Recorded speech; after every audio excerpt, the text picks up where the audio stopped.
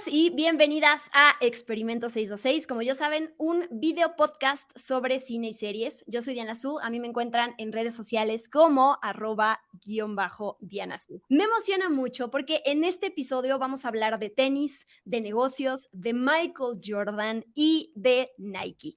¿Por qué? Porque, como saben, hace unos días se estrenó ya en cines Air, la historia detrás del logo. Esta película que está ambientada a mediados de los 80 y que, para resumir de qué se trata, presenta cómo un ejecutivo de marketing deportivo logró que el mismísimo Michael Jordan firmara su primer contrato con la compañía, con Nike, y cómo esto tuvo un montón de repercusiones hoy en día. Esta alianza, que un deportista pueda trabajar con una marca y haya patrocinios y haya regalías para ellos, es algo que quizás hoy en día vemos un poco más común, pero no era así antes. Entonces, hay muchos temas que se desprenden de esta película que de entrada a mí me encanta. Ahorita quiero hablar de Ben Affleck, quiero hablar del cast, quiero hablar de muchas cosas, pero sobre todo, y como pasa con una película basada en hechos reales, pues siempre surge la duda de qué es real de lo que estamos viendo.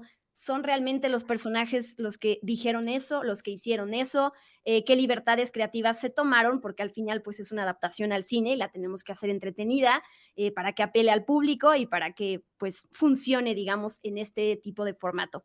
Y para ello me acompaña Leo Ferri, que para que sepan, Leo es periodista argentino que habla de un montón de cosas, que ha colaborado en un montón de medios, pero que yo lo invité y que me hace muy feliz que haya aceptado estar aquí, porque él es súper archirrequete contra fanático de los tenis.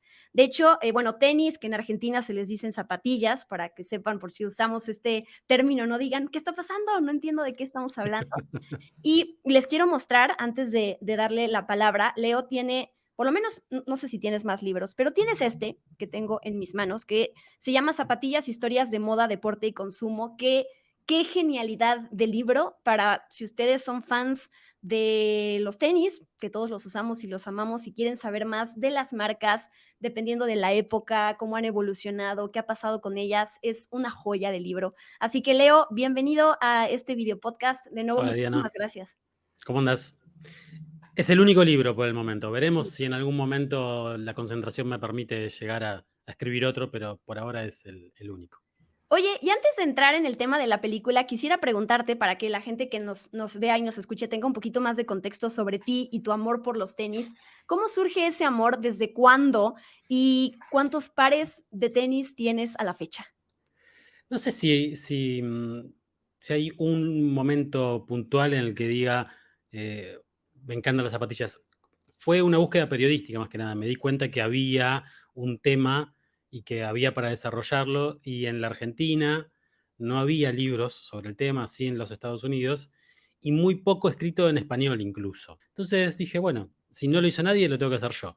Hubo que convencer a una editorial, hubo que investigar bastante, hubo que trabajar a largo plazo, cosa que era algo que era mi primer libro y yo lo estaba descubriendo. Entonces, eso eran, digamos, las cosas nuevas y las complicaciones. Tengo recuerdos, obviamente, de que tenía, cuando yo era pequeño, iba al colegio y tenía que ir con determinado color de zapatillas, no podían ser de colores, tenían que ser blancas, y ese tipo de cosas que a mí no me gustaban. Y después el fanatismo o el gusto por las zapatillas se fue dando de a poco. Yo tengo 60 pares de zapatillas, más o menos, par más, par menos. Es un montón para algunas personas y no es nada para otros que son coleccionistas y que lo hacen esto desde hace muchísimos más años. Yo lo que digo es que yo me encargué de conocer el tema desde el lado del periodismo, pero desde el lado del fanatismo y de los sneakerheads y demás, hay un montón de gente que sabe más, que sabe el nombre de cada modelo de Jordan o de cada modelo de determinada marca. Yo eso no lo sé. No es algo que me resulte interesante a mí, pero sé que para un montón de gente sí lo es. Yo cuando escribí el libro, lo que me pareció que tenía que hacer era buscarle algún ángulo. Y a mí me parecía que había que conectar todo eso con lo que hace que nos gusten las zapatillas, que es la música, las películas, la tecnología en algunos casos, obviamente la historia, contar cómo surgieron y demás. Eh, a mí me parece que yo lo que hice fue utilizar las zapatillas para, para hablar de otras cosas, en este caso de diseño y de todos los capítulos que están en el libro. que es lo que a mí me resulta interesante. A mí saber todo, cómo se llama cada color de cada Jordan y demás, a mí no me interesan. Sé que, por ejemplo, tengo un conocido que maneja una cuenta de Instagram de noticias relacionadas con zapatillas, y él me decía, si yo me pongo a hablar de los valores, de partes del negocio y demás, tengo muchos menos likes en las publicaciones que si yo pongo el nuevo lanzamiento de Jordan con tal color. Aunque acá en la Argentina no llegue, porque acá, digamos, hay otras cuestiones, ¿no? Ujú. Pero creo que hay público para todo. Hay gente que le interesa más lo que cuento yo y hay gente que le interesa más otro tipo de cosas. Claro. Pues empecemos a hablar de la película. Yo Dale. de una vez reconozco desde qué lado de la cancha estoy hablando y es, yo no tengo ni idea de historia de tenis, pero amo, amo los tenis. Y cuando vi esta película, sobre todo cuando se anunció que iba a haber una historia sobre, digo, una película adaptada de esta historia real de cómo convencieron a Michael Jordan para que firmara con Nike, pues me emocioné, me emocionó el cast, me emociona Ben Affleck, que me parece mucho mejor director que actor, pero eso es otro tema. Y Totalmente. me gustó mucho porque hay como hay una historia motivadora detrás. Son de esas películas que tú sales y que dices, me puedo comer al mundo, ¿no? Así como este ejecutivo logró conquistar con un speech a un jugador como Michael Jordan, todo es posible en la vida, ¿no? Tú terminaste de ver la película y ¿qué te hizo sentir? ¿Te quedó a deber? ¿Piensas que fue un gran trabajo de adaptación? ¿Qué fue lo primero que, como que esa primera reacción tuya? Pensé varias cosas al mismo tiempo. En principio encontré algunos detalles que realmente eran detalles que digo, ¿esto realmente fue así? Y después me puse a investigar un poquito más si realmente había sido así. Después me pareció que toda la cuestión del diseño de producción, la reconstrucción de época, la ropa que utilizan, la música, está súper bien. Hace que la película tenga ese toque nostálgico que tan buen negocio es hoy en día. Y me parece que la película tiene humor, que me pareció fundamental. Y una de las cosas que a mí me gustó saber que se iba a hacer este tipo de película, ¿no? Pero me generaba desconfianza, porque digo, van a contar cómo fue que un deportista llegó a grabar, no, a firmar un contrato con una marca. Es algo bastante chiquito. Es como ese tipo de dramas de negocios, ¿no? Ese subgénero del cine que a veces puede estar súper bien, pero a veces queda como en la nada. Y lo que me gustó de la película, creo que ahí es donde se ve lo buen director que es Ben Affleck, fue como, por ejemplo, algo que te escuché decir a vos, Michael Jordan no aparece, o aparece siempre su sombra o de espaldas, y el protagonismo está centrado en todos los otros 5 o 6 personajes que aparecen en la película. Y eso me parece que es lo acertado. Porque si vos haces foco en la firma de un contrato, de lo que un jugador quería para llegar a una marca, y yo no sé si va a ser tan interesante. Esta famosa charla no sé si famosa, pero Ben Affleck contó que se fue a entrevistar con Michael Jordan. Le dijo que para él era importante tener el visto bueno de Michael Jordan. Y dice, y cuando lo voy a ver, es uno de los tipos más intimidantes que hay. Mide casi 2 metros. Lo tengo enfrente y es Michael Jordan. O sea, no es tan simple hablar con él. Y dice que le preguntó, bueno, ¿qué tiene que tener la película? ¿Qué no puede faltar en la película? Y Jordan le dijo, nada de esto hubiera pasado si no fuera por mi mamá, y que en ese momento le cambió la mirada, o sea, le hizo notar que eso era algo importante a un tipo todopoderoso como Michael Jordan, justamente.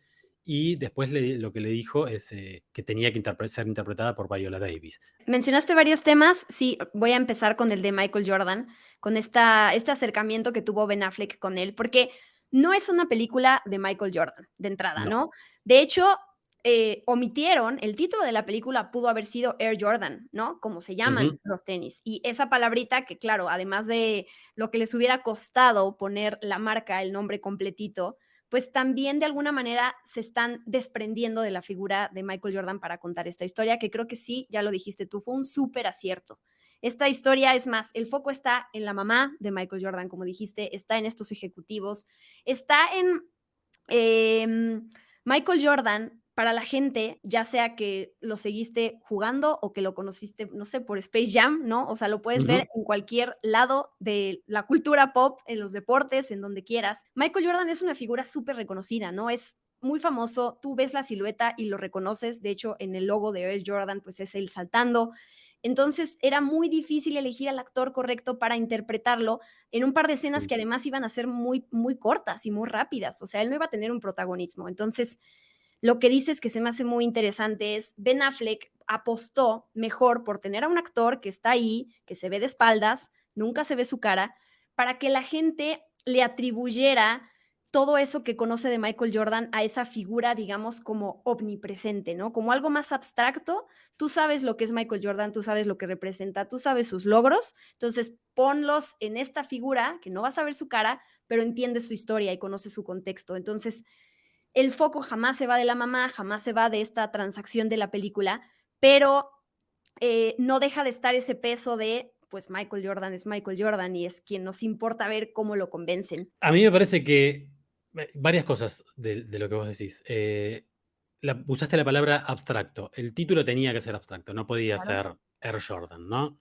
Tenía que ser Air, aire. Al mismo tiempo, todos sabemos a lo que refiere. Refiere a Michael Jordan por un lado, refiere a la tecnología de las zapatillas por otro. Y es un sinónimo de la marca. Es como también una gran publicidad en algún punto, el título y la película toda.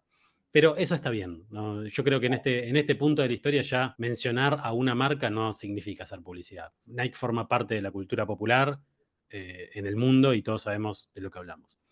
Y después el hecho de no mostrar a Michael Jordan, no tener que elegir a un actor, le saca un poco el protagonismo. Por otro lado, yo creo que una película de Michael Jordan vamos a tener cuando Michael Jordan ya no viva, no en este momento. Mientras él esté, yo creo que no sé, es como en el caso de Maradona en algún punto. De hecho, Maradona decía que lo quería conocer a Michael Jordan. Y sabes que no se yo creo que nunca se conocieron porque no compartían marca sponsoreo deportivo. ¡Wow! Neymar lo conoció a Michael Jordan. O quién es en la historia del fútbol más importante y más popular, Maradona o Neymar. Maradona. Maradona. Entonces, me parece que pasó eso. Maradona realmente quería conocerlo a él.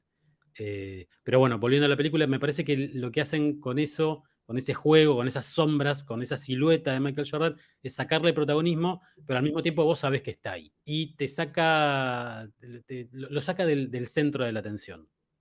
Lo que sucede, todo lo que lo rodea, me parece que es lo que termina siendo más importante que la figura de él solamente. Claro. De hecho, se le preguntó hace poquito con todas estas películas biográficas que están haciendo, en algún punto alguien le preguntó a Michael Jordan si él quisiera tener una película sobre su vida y dijo, por el momento no, o sea, no tengo Ujú. a alguien en mente que me interprete ni nada. Entonces, es Claro. probable que tengamos que esperar a que, no quiero hablar de su muerte, pero de que ya no esté para que alguien tome como, pues no sé, busque esos derechos para hacer algo. Pero no vamos a matar No, a no. Michael Jordan. No. Es muy joven, por suerte. En este podcast. Mencionaste esta parte de Air Jordan, de los tenis, de la palabra aire, de la traducción literal, entre la historia, entre la ficción y entre los componentes de estos tenis.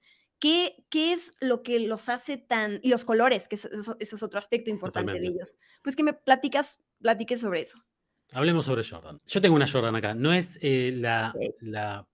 el de los colores. Tengo estas, de hecho no las uso mucho porque también me quedan un poco chicas. Lo que hizo diferente a estas zapatillas fue que, en principio, los colores. Por supuesto, digamos, la rebeldía vino por el lado de cromático, digamos. Había una regla de uniformidad en la NBA que establecía que los jugadores tenían que usar calzado blanco. Podían tener algún ribete de color, pero tenía que ser blanco. Y eso fue lo que originó la leyenda de la prohibición y demás.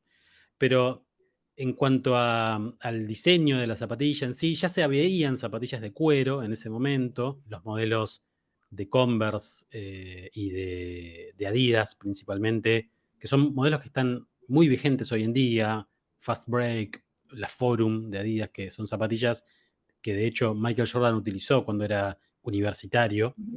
eh, Eran modelos de cuero que estaban muy bien. Pero lo que pasaba era que Nike, en ese momento, que era una empresa que tenía 12 años de historia, porque había sido fundada en el 72, era más conocida por hacer zapatillas de running que de básquet.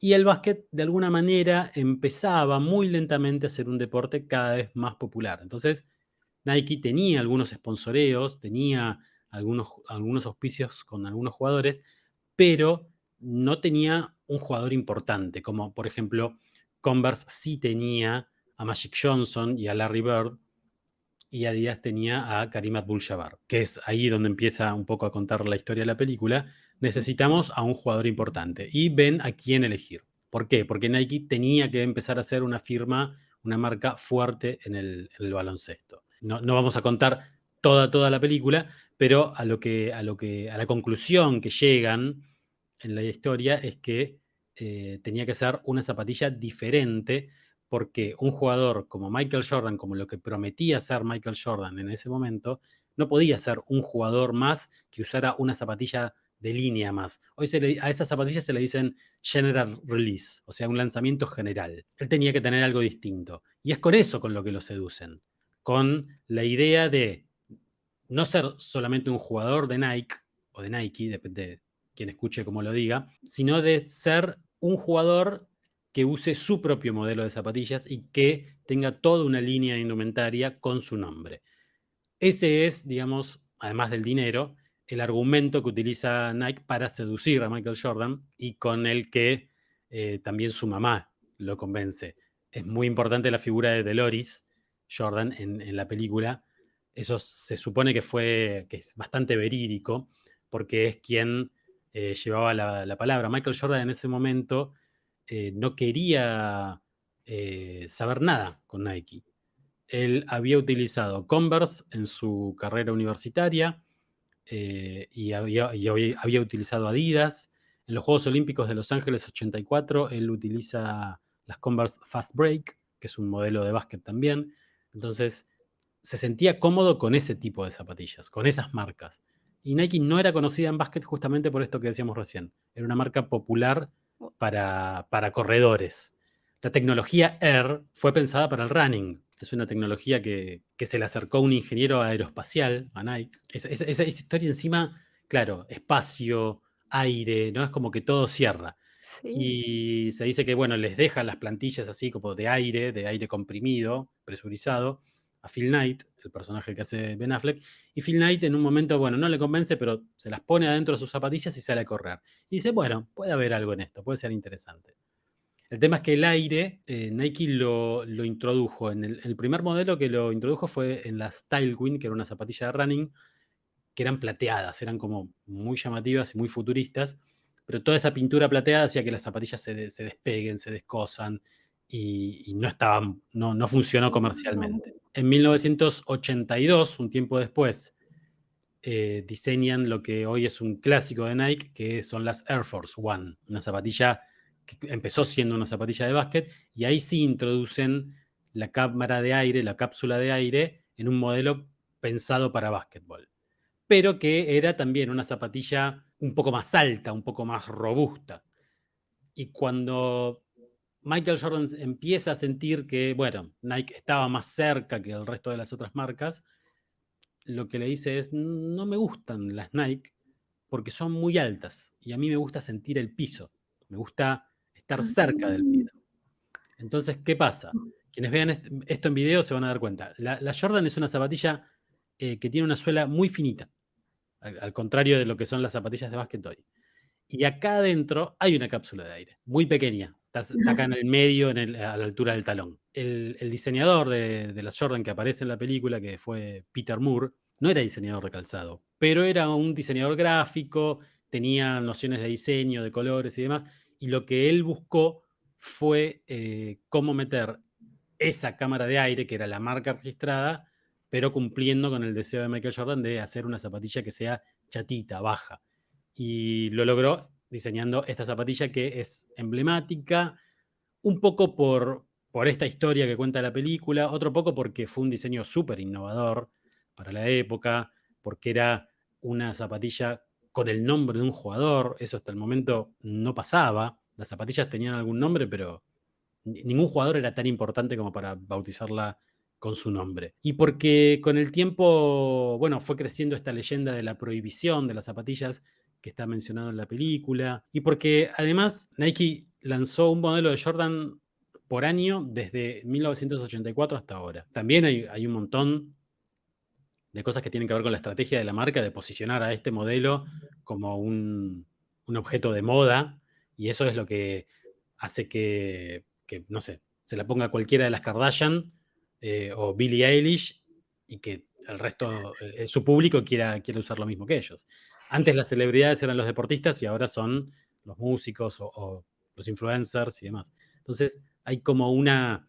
Estoy resumiendo 30 años de historia en muy poquito tiempo, pero básicamente es eso lo que hizo que las Jordan sean tan importantes para la industria de las zapatillas y para la historia. Wow. ¿Y qué hay del tema de, a nivel compañía, Nike y la quiebra? Porque también hablan de este acuerdo como algo que salvó a la compañía. Si Michael Jordan no hubiera firmado eso, ¿seguiría existiendo? ¿Tendría alguna relevancia hoy en día? ¿Se hubieran enfocado? Digo, sé que es un poquito como suponer, ¿no? Pero, ¿qué hubiera pasado? Claro, es contrafáctico. Entonces no vamos a saber nunca. Se supone Claro. que, a ver, Nike tenía dos fundadores, Phil Knight y Bill Bowerman. Phil Knight era un hombre que empezó importando zapatillas de Japón, las que hoy son las Onitsuka Tiger o Asics. Él se encargaba de llevar esas zapatillas a los Estados Unidos. Tenía una firma que se llamaba Blue Ribbon Sports y su trabajo era ese. Pero en algún momento se pelea con los japoneses y lo que se da cuenta es que tiene que tener una marca propia. En 1972 funda Nike, especializado por supuesto en hacer zapatillas de running, algunas remeras, algo de ropa. El primer producto que lleva la marca Nike fue un botín de fútbol fabricado en México, después de los Juegos Olímpicos del 68, creo que fueron, pero que fue un fracaso porque la goma, con el clima frío de algunas regiones de Estados Unidos, se quebraba, digamos, no funcionó. Y después, sí, empiezan a evolucionar con básicamente el primer modelo conocido de Nike, es la Cortez, que es la zapatilla que utiliza Forrest Gump para correr en Ujú, su claro. película, la que le regala Jenny. Nike crece, se va haciendo lentamente popular, era otra época, ¿no? Los negocios crecían de otra manera a como crecen hoy. Es difícil saber si hubiera quebrado o no. En un momento hacen pública la compañía, o sea, empiezan a cotizar en bolsa, y Phil Knight dirige la empresa, pero ya no le pertenece. Y la abren a los accionistas porque necesitaban dinero para poder crecer. Y ellos ya no tenían más dinero para invertir el dinero propio. Entonces, la empresa crecía. Sin Michael Jordan hubiera crecido de otra forma, y probablemente, quizás hubiera crecido de una forma más lenta, pero no sé si hubiera ido a la quiebra. Por ahí aparecía otro deportista. Lo cierto es que Nike empezó también a hacer, en ese momento se transformó en la marca más importante de los Estados Unidos, pero hasta ahí nomás, porque durante los 80 la marca más importante de los Estados Unidos era Reebok, porque se dieron cuenta que tenían que vender zapatillas no solamente para hombres, sino también para mujeres. Y Nike empieza a ser la marca más grande del mundo a nivel global recién en los 90, cuando viste al seleccionado brasilero, cuando Ujú. se mete en el mundo del fútbol. Entonces, ¿qué hubiera pasado? Y en realidad hay muchos factores que determinan o que hacen que una compañía sea más grande o más chica, o que crezca más rápido o más lento. Hubiera sido distinta la historia y no estaríamos grabando este podcast, eso seguro. Es ese tipo de incógnitas que nunca sabremos, son las razones por las cuales me gustaría, explorar el multiverso. En el multiverso en donde Michael Jordan no firmó con Nike, ¿qué pasó? Claro, claro. Sería interesante, ¿no? Sería superinteresante. Hoy en día Michael Jordan usaría Forum, por ejemplo, y tendríamos 37, 38 modelos de Forum y no de Jordan. Andás a ver. Claro. De hecho, no existiría una marca de zapatillas que se llame Jordan, sino serían Nike. Sí, porque Interesante. además, si nos pusiéramos a jugar con eso, podríamos pensar en todas las consecuencias y repercusiones que podría haber, o sea, no solo en la línea deportiva. Si este acuerdo además, y es algo de los como de los aprendizajes y repercusiones que tuvo este acuerdo entre Michael Jordan y Nike, pues es este porcentaje que él pide, que Michael Jordan pide llevarse a partir de la venta Ujú. de cada tenis. Y pues eso hoy en día pues así es como cualquiera se quiere manejar con las marcas, ¿no? De yo te presto mi imagen, tú estás relacionándote con mis valores, pero al mismo tiempo, pues dame a mí las ganancias de eso, ¿no? No solo firmemos el contrato de soy tu Claro. imagen y ya. Y eso es Eso es algo que, importantísimo. Sí, claro, sí, que claro. no mencionamos recién, claro. El tipo de contrato que firma Michael Jordan era inédito hasta ese momento. Él no había debutado en la NBA, era un novato y ya tenía un modelo propio con una línea de ropa y un contrato que no solamente era muchísimo más grande en miles de dólares solamente por firmar, sino que además iba a tener regalías por cada par de Jordans vendido. Y no había demostrado nada adentro de una cancha. Hoy en día que LeBron James o cualquier otro jugador superestrella firme un contrato y tenga un porcentaje de esas ventas, es casi algo básico, ¿no es cierto? Hace rato que mencionábamos esto de cómo Michael Jordan le pidió a Ben Affleck que casteara a Viola Davis para interpretar a su mamá en la película. También le habló de otros dos nombres muy importantes que él quería que participaran, que no Ajá. son los protagonistas, pero para Michael Jordan era importante que salieran. George Raveling es uno, que es interpretado por Marlon Wayans, y Howard White, que es interpretado por Chris Tucker. Él quería que tuvieran pues una participación en la Ujú. película. Sin embargo, el foco está en Sonny Vaccaro, ¿no? Justo este ejecutivo de marketing deportivo que es interpretado por Matt Damon, que lo hace muy bien. No sé si tú tengas conocimiento un poco de ese Sonny que vemos en la película versus el Sonny en la vida real, qué se sabe de él, qué tipo de persona era, porque quienes vemos la película nos quedamos con este speech súper motivador e inspirador de cómo él, después de que lo logra sentar en la mesa con la mamá y con todos, pues lo convence. ¿Sabes algo de Fue cómo se así, dio? claro, quién sabe, ¿no? ¿Quién Yo sabe? creo que toda la cuestión de lo que sucede en la película con Sonny Vaccaro y esa manera de ser está hecha para la película, Sí, ¿no? Sí se sabe, de Sonny Vaccaro lo que se sabía es que era la persona a la que había que preguntarle algo sobre básquet cuando vos estabas en Nike. En la película lo hacen como parecer un empleado, aunque sea un empleado que no siquiera tenía una oficina, ¿no? sí. Que iba como usurpando distintos escritorios, que es lo que se ve. La verdad es que a mí no me consta que haya sido empleado de la compañía. Sí, era la persona a la que decían, ¿y con quién deberíamos firmar? Era como esa persona, como ese representante de la firma para los distintos jugadores o para las distintas franquicias de la NBA. Su nombre siempre quedó ligado a esto. No sé si hay alguna biografía escrita sobre él, algo debería haber, pero siempre quedó marcado por esto, por haber sido el hombre que llevó a Michael Jordan a Nike, ¿no? Que hizo que se junten esos dos mundos. Cuando lees crónicas históricas sobre ese momento, el otro nombre importante que aparece es el de David Falk, que es el personaje que interpreta a Chris Messina, que para mí es un hallazgo de la manera en que lo hace, porque claro, se sabe que Falk era un tipo, un águila, ¿no? O sea, un tipo muy rápido, muy bueno y muy hábil para los negocios y que defendía a su cliente a capa y espada. Claro, y es que además, o sea, la labor de Ben Affleck de alguna manera es humanizar una historia sobre negocios y transacciones, ¿no? Creo Ujú, que un gran logro que tiene la forma en que lo contó es que, pues tú lo dijiste, ¿cómo es que iban a contarnos algo que se reduce a una junta de negocios, ujú. que al final salió bien, en una película de lo que dure, ¿no? Y hacerla llena de suspenso y no sabemos qué va a pasar, aunque sí sabemos porque conocemos la historia. Esto es como en retrospectiva, ¿no? Ujú. Conocer el paso a paso. Cuando salí de la película escuché algunos comentarios también como, ay, pero es que es una película de patrocinios y marcas, y tú lo decías, ya no, hoy en día existe esta parte de, vamos a hablar de tenis, no vamos a decir el nombre de la marca porque entonces es darle promoción y entonces eso está mal, ¿no? Estamos promocionando algo Sí. gratis y creo que también la película evade todo eso. Yo no sé qué grado de involucramiento tuvo Nike en la producción. Algo, sin dudas. En un punto sí, es una gran publicidad. Lo que pasa es que depende de la mirada de cada uno. Yo creo que ya a esta altura no podemos, en este momento de redes sociales y de consumos culturales, yo creo que no podemos decir que mencionar a Nike es hacerle publicidad a Nike. Nike no necesita publicidad de nadie.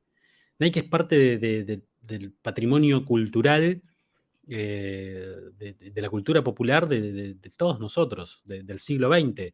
Del mismo modo que también lo es Adidas, y que es Puma y que es Converse.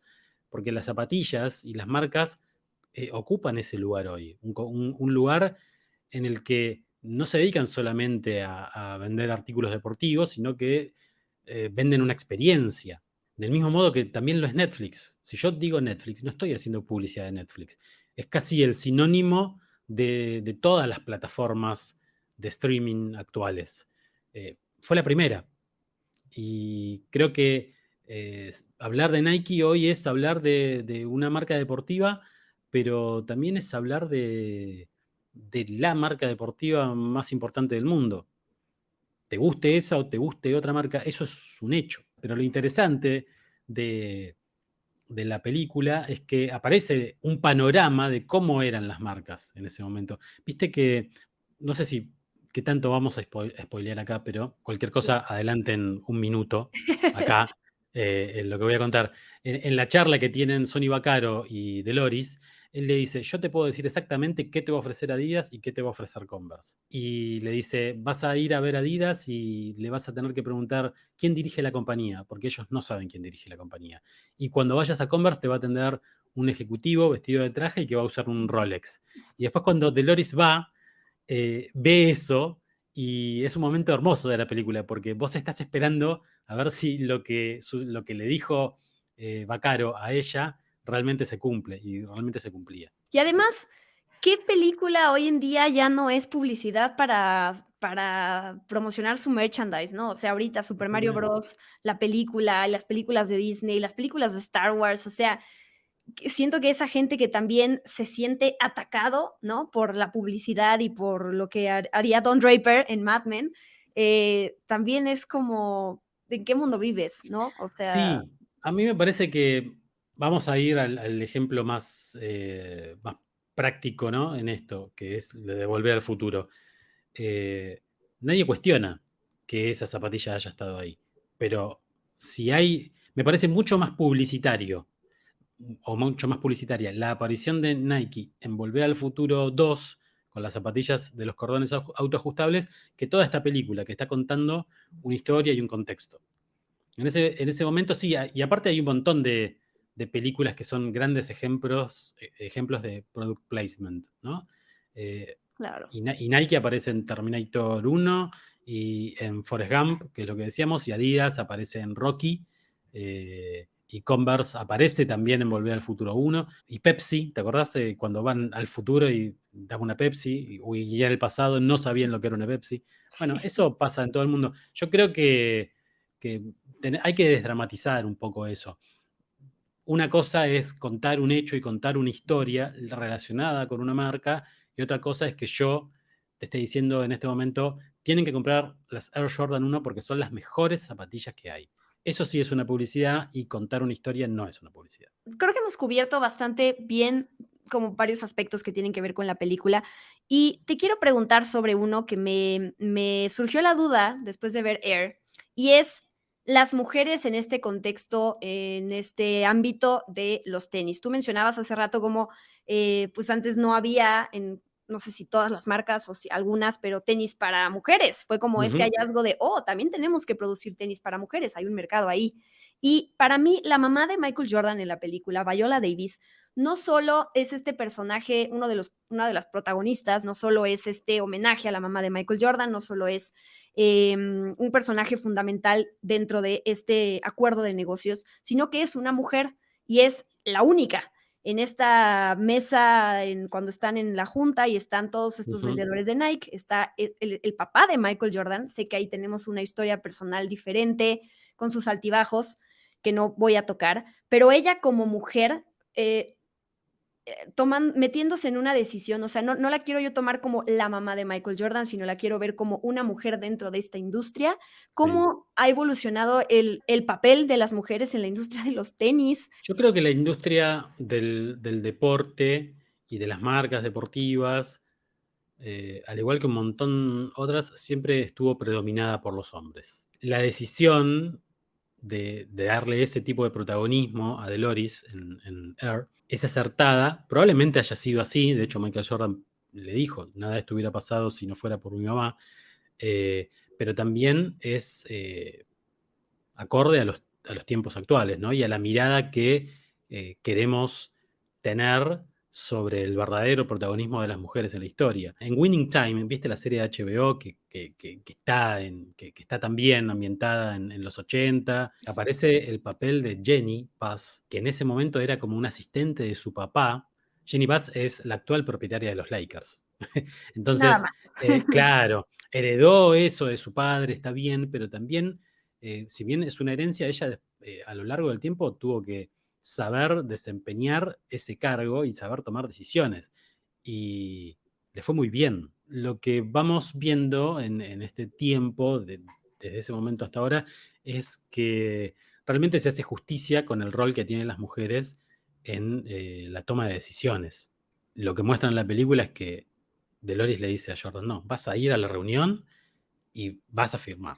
O sea, y aunque si vos estás encaprichado con otra marca, lo lamento. Vamos viendo que todo el tiempo aparecen deportistas mujeres que tienen gran protagonismo y tremendos contratos de sponsoreo con marcas deportivas. Es como tiene que ser. Claro, yo amo los tenis, o sea, si tú me haces elegir, oye, ¿te quieres poner tacones, te quieres poner botas, cualquier otro calzado? Siempre voy a preferir tenis, la gente debería casarse en tenis, las alfombras rojas deberían de ser en tenis, todos los eventos deberían ser en tenis. Cada vez más, ¿eh? Cada vez más hay alfombras rojas con zapatillas, sí. Sí, solamente hay gente que todavía lo ve mal o lo ve como que no está siendo formal, no sé. Ya es cuestión de gustos. Sí, No sé sí. si quieras, ¿hay algo, algún punto que queramos tocar más de la película? Lo que más dudas me generaba era qué historia iba a contar. Porque viste que hay Okey. una historia de prohibición. Entonces, van a contar la historia oficial, la que durante años Nike publicitó.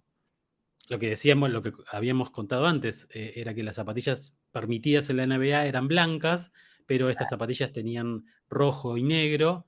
Y la estrategia publicitaria de Nike era decir, bueno, si son prohibidas, cosa que según Nike efectivamente pasó, nosotros vamos a pagar la multa. Pero lo cierto es que después cuando se investiga un poco más la historia de las Jordan Band prohibidas, no fue tan así, porque esta zapatilla Ah, no estuvo lista para que Jordan la use por primera vez. Había que mandarla a producir y demás. Entonces lo que le dieron a Jordan fue un modelo que se llamaba Airship, que era un modelo bastante parecido, era el mismo tipo de zapatilla. Y lo que prohibió la NBA, la carta que le manda la NBA a Nike, decía que Michael Jordan utilizó alrededor de tal fecha una zapatilla de colores rojo y negro y que por favor se abstenga de hacerlo. Lo que se prohibió en definitiva fue el uso de esos colores, y el uso de esos colores había sido en otra zapatilla que no era esta. Pero, rápidos, si hay algo que hace Nike quizás mejor que las zapatillas es la publicidad. Lo que hicieron fue hacer una publicidad en la que decía, en tal fecha la NBA le prohibió a Nike que se utilicen estas zapatillas. Por suerte a vos no te pueden prohibir comprarlas. ¡guau! Entonces, claro, esa publicidad búsquela en YouTube porque es muy simple, es muy de la época, y me parece que ahí sentó las bases de la leyenda de las Jordan 1. Hay un documental, que por suerte es documental y no es una historia, en la que todos los protagonistas de esta historia, el documental se llama The Legend of AJ1, está en YouTube, hay que pagarlo, pero está en YouTube. Cuentan, los protagonistas de la historia decía, cuentan cómo fue todo esto. Y está David Stern, que era el comisionado de la NBA, aparece Peter Moore, el diseñador, aparece Phil Knight, aparecen todos los protagonistas de la historia diciendo cómo fueron las cosas. Y una cosa que dice David Stern es, nunca fueron prohibidas, nunca fueron prohibidas. Lo que se prohibió fue un color y que era encima de otro modelo. Después se actualizaron las reglas de la NBA. Puede ser que Nike haya pagado las multas, que eran de $5.000 por partido, parece Okey. un monto pequeño hoy, pero nunca fue esa zapatilla. Ahí hay como una leyenda que merece ser dicha, ¿no? ¿Y hoy en día esas multas ya no existen? No, los jugadores, digamos, los equipos tienen al igual que en el fútbol, Ah, un sponsor técnico, que es el que le da las camisetas, los jerseys y los pantalones y demás, pero se reserva para cada jugador su propio contrato de sponsoreo para el calzado. Con los jugadores de okey. fútbol pasa lo mismo. Y basta con ver un partido de la NBA, hay zapatillas de cualquier color, no tienen que combinar con el uniforme ni con nada.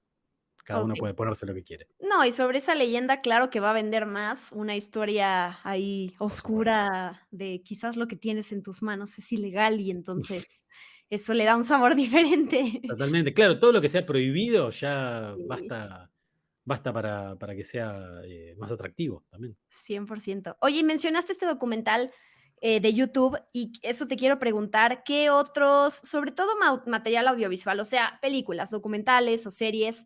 Y también ya mencionaste la de Winning Time de HBO Max, pero otros títulos que a ti te gustaron mucho, que o incluyan tenis que te guste de una manera que te guste cómo los justo cómo los incluyeron, o que te cuente un poquito de la historia y el contexto de tenis. Ese documental debutó en pandemia, ¿te acordás? Estábamos todos viéndolo Sí, el de The Last porque Dance, el de es como claro, de Netflix, ¿no? Sí. exacto. En el que muestran que Michael Jordan en su último partido en el Madison Square Garden vuelve a utilizar la Jordan 1. Algo que también se ve en Netflix, que se llama Abstract, The Art of Design, es un documental que habla sobre diseño en general, sobre artes visuales. Tiene un capítulo dedicado a la fotografía, otro al cine, otro al diseño de interiores, otro a, no sé, a la arquitectura, y hay un episodio dedicado al diseño de zapatillas. Y ahí aparece una figura que es muy conocida en el mundillo de las zapatillas, que es Tinker Hatfield. En ese momento ya estaba ahí dando vueltas por Nike y es el tipo que diseñó las Air Max, que son las primeras zapatillas que tienen una cápsula de aire, pero que la tienen a la vista. En estas zapatillas vos tenías que creer que la tecnología estaba ahí adentro, pero en estas zapatillas que él diseña, que Tinker Hatfield diseña, la tecnología estaba a la vista, podías verla, y eso era toda una novedad, eso era en el año 1987. Entonces, a mí lo que me parece interesante de esa serie, de Abstract, es que pone el diseño de zapatillas a la par de la fotografía, de la arquitectura, Oh, del diseño industrial. Me parece que lo legitima de alguna forma. Esos como documentales son los más interesantes. Después yo, por ejemplo, veo siempre en YouTube a un británico que se dedica a cortar zapatillas y borcegos y calzados al medio y te muestra qué tienen y cómo están hechos. Se guau. llama Rose and Bill. Okey. eh, Búsquenlo porque tiene todo un canal de YouTube lleno de seguidores haciendo eso. Y la verdad que está bueno porque a veces te explica qué es un buen cuero o un buen material en una zapatilla y qué no lo es. Esto que a veces te muestran en una zapatilla, esto es cuero, esto no, y te muestra qué tiene adentro. La verdad que para las personas que somos curiosas, está bueno. Puede ser que después de ver 10 episodios de un corte de una zapatilla al medio te aburras, pero por ahí pasa que cortan una Chuck Taylor, que es una zapatilla básica, que tiene más de 100 años de historia, y puede que corten una zapatilla de última tecnología de running y te muestren por qué una cosa funciona de una manera y por qué otra funciona de otra forma. Eso es una Guau, de las cosas que más consumo relacionadas con eso. está increíble. Hay una serie que seguro has visto en Netflix que se llama The Toys That Made Us, que te cuenta la historia Sí, de varias líneas de, bueno, franquicias de juguetes, ¿no? De Barbie sí. y hasta, bueno, también hay un documental ahí de Funko, pero pensando en eso y llevándolo a nuestro terreno, que es la colección de tenis, ¿qué existe hoy en día como el tenis más caro o más difícil de encontrar o esa joya ahí que alguien tiene como de museo? Y probablemente una de las zapatillas por la que más dinero se pagó fue esta, Okey, las Jordan 1 originales de 1984, utilizadas por Michael Jordan. Hay varios casos de calzados que fueron a subastas. Ahora hay una persona que digamos que tiene una gran colección y que organiza las subastas, pero no me acuerdo el nombre. qué increíble. Showseum creo que se llama, o algo así, Okey. que está en Instagram, y que se dedica a eso. Hay un montón de zapatillas que resultaron caras.